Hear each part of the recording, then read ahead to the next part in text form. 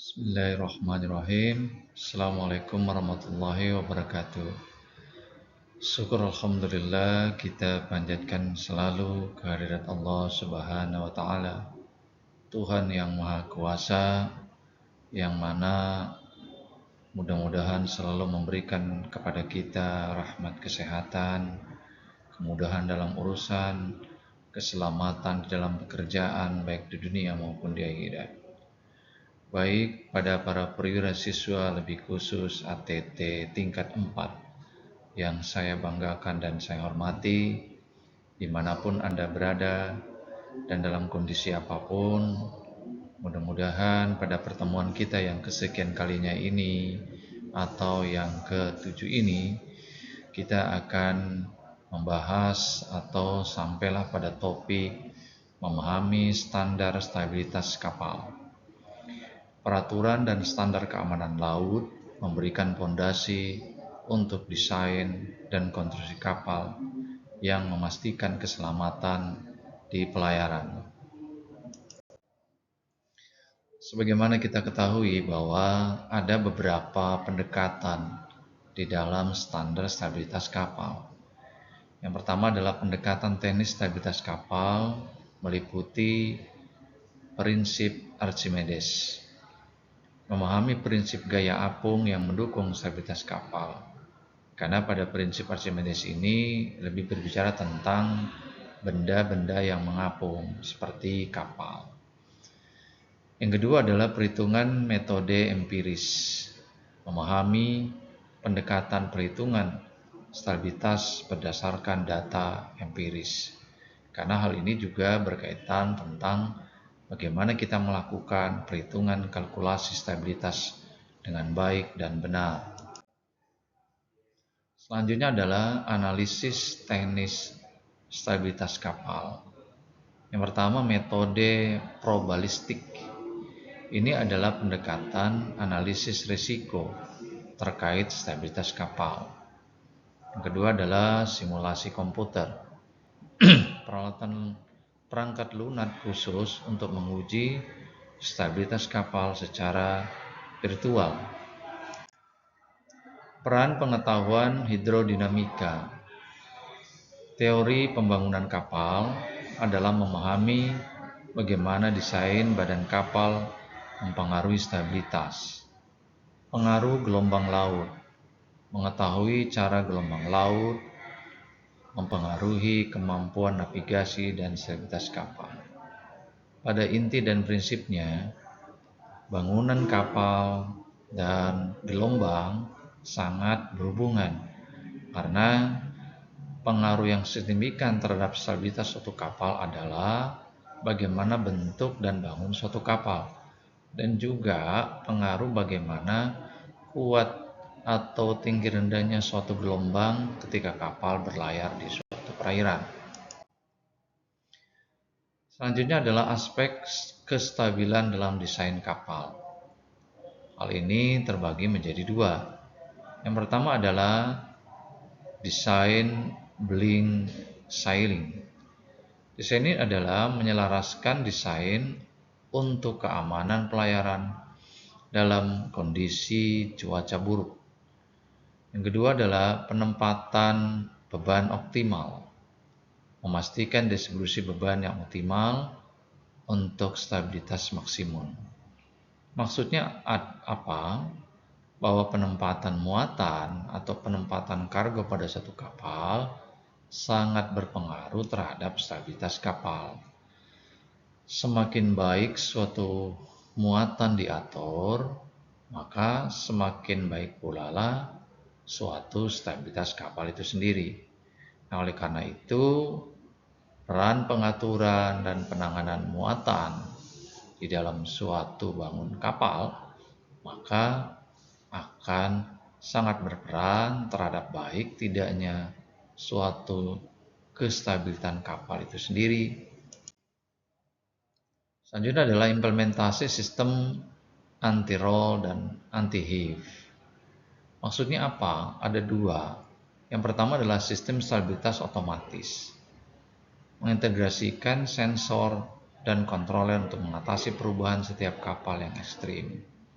Yang kedua, penggunaan gyro stabilizer. Pemanfaatan gyroskop untuk mengurangi efek gelombang laut terhadap kapal. Beberapa kapal-kapal canggih sekarang itu dilengkapi dengan yang namanya gyroskop, yang mana untuk mengurangi efek gelombang laut terhadap kapal. Bisa kita lihat ada sayap kecil di bawah itu, yang mana untuk menjaga kapal tetap stabil dengan baik dan benar. Selanjutnya adalah manajemen stabilitas di laut. 30 menit pelatihan keselamatan. Waktu minimal yang diperlukan untuk mempersiapkan kru dalam situasi darurat. Standar operasional yang baik atau SOP, prosedur operasional standar, perlu disosialisasikan secara rutin untuk peningkatan kesadaran kru terhadap pentingnya sebuah keselamatan di dalam manajemen stabilitas di laut itu sendiri. Selanjutnya adalah rekomendasi kelautan global. Yang pertama, tentu mengacu kepada SOLAS. Karena biar bagaimana standar keselamatan pelayaran internasional itu diatur dalam sebuah ketentuan dan pedoman yang disebut dengan Safety Applied of Sea atau disebut dengan SOLAS. Yang kedua adalah IMO resolusi, International Maritime Organization Resolusi, memberikan resolusi pengaturan kinerja kapal untuk keselamatan itu sendiri. Yang ketiga adalah ISO 12217 tentang spesifikasi perhitungan stabilitas kapal. Rekomendasi kelautan secara global ini, tiga hal inilah yang selalu menjadi titik tumpu di dalam manajemen stabilitas kapal itu sendiri. Selanjutnya adalah stabilitas manajemen kapal juga berat kaitan dengan integrasi teknologi terkini. Pertama adalah sistem pengarsipan data kinerja, memungkinkan pemantauan dan analisis kinerja kapal secara real time. Yang kedua, komunikasi satelit, melayani kebutuhan informasi dan komunikasi selama pelayaran jarak jauh. Hal ini berhubungan dan sangat erat kaitannya di dalam integritas teknologi terkini yang kalau kita perhatikan semakin berkembangnya teknologi akhir-akhir ini juga berpengaruh terhadap perkembangan stabilitas manajemen kapal secara menyeluruh, karena kita tidak bisa lepas dari yang namanya teknologi. Pemantauan stabilitas real time. Sebagaimana saya katakan di awal, pada ilustrasi gambar ada kapal terbalik, ada platform ini, sistem pemantauan stabilitas memungkinkan pengawasan stabilitas kapal secara real time. Di beberapa perusahaan dan kapal itu dilengkapi pemantauan stabilitas secara kontinu atau real time. Dengan begitu, perusahaan juga akan mengetahui dan kita sebagai awak kapal juga atau kru kapal mengetahui sejauh mana baik tidaknya suatu stabilitas kapal. Selanjutnya adalah kontrol sistem. Sistem kontrol yang dapat menyesuaikan keadaan kapal dengan cepat. Sebenarnya saya katakan tadi, semakin berkembangnya teknologi, dilengkapilah kapal-kapal sekarang dengan teknologi kontrol sistem untuk mengetahui dan menyesuaikan keadaan kapal yang baik dan cepat.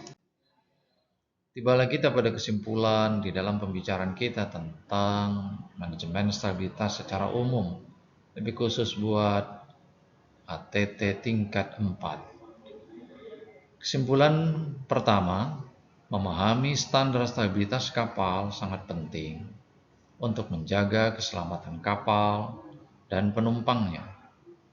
Stabilitas kapal mengacu pada kemampuan kapal untuk tetap seimbang dan tidak terbalik dalam berbagai kondisi operasional, termasuk saat kapal terkena gelombang besar atau beban muatan yang tidak seimbang. Dengan memahami standar stabilitas kapal, para perancang kapal dan awak kapal dapat mengoptimalkan desain dan pengoperasian kapal untuk memastikan stabilitas yang memadai dan mengurangi risiko terjadinya kecelakaan. Kesimpulan yang kedua, standar stabilitas kapal terus berkembang seiring dengan kemajuan teknologi dan pengetahuan tentang perilaku kapal di laut.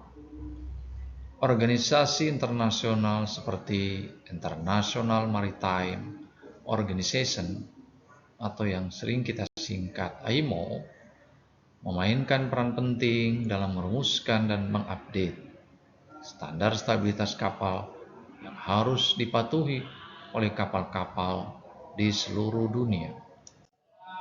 Dan kesimpulan yang terakhir atau kesimpulan yang ketiga, perkembangan ini mencakup peningkatan dalam metode perhitungan stabilitas, penambahan persyaratan keamanan, dan penerapan teknologi baru untuk meningkatkan stabilitas kapal. Dengan memahami standar stabilitas kapal yang terkini, industri perkapalan dapat terus meningkatkan keamanan kapal dan mengurangi risiko kecelakaan di laut. Demikianlah pertemuan kita pada kali ini. Mudah-mudahan pertemuan ini membawa kebaikan, ilmu yang bermanfaat buat saya secara pribadi dan juga buat para perwira siswa ATT tingkat 4 dimanapun Anda berada dan dalam kondisi apapun. Mudah-mudahan selalu tetap menjaga kesehatan, hati-hati di dalam bekerja, dan selalulah kita memohon doa kepada Allah Subhanahu wa Ta'ala agar melindungi kita dari segala mara bahaya. Demikianlah, terima kasih, salam sehat selalu.